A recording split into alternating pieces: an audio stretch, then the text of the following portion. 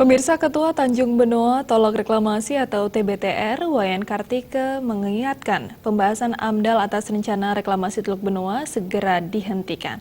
Alangkah bijaknya bila pembahasan AMDAL tidak dipaksakan. Terlebih lagi, sejumlah desa adat di wilayah pesisir Teluk Benoa secara tegas menolak rencana reklamasi.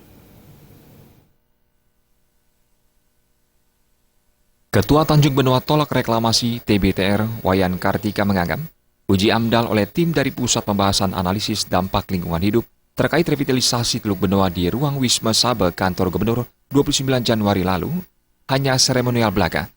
Aspirasi penolakan dari sejumlah desa adat di wilayah pesisir Teluk Benoa seharusnya direspon sehingga rencana reklamasi tidak perlu dipaksakan, apalagi sampai menimbulkan benturan dalam masyarakat. Bahwa itu hanya sekedar seremoni, itu tidak perlu dipaksakan, sebab jika dipaksakan akan terjadi benturan-benturan di masyarakat.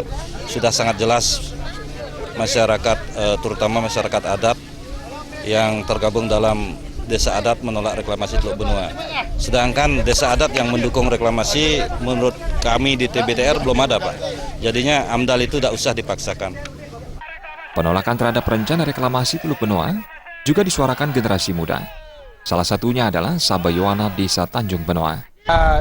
Yang perlu himbau untuk pemimpin-pemimpin yang di atas, yang berharap tolong cabut segera Perpres ini, karena kalau udah masyarakat udah tidak mengizinkan, apalagi yang dibutuhkan.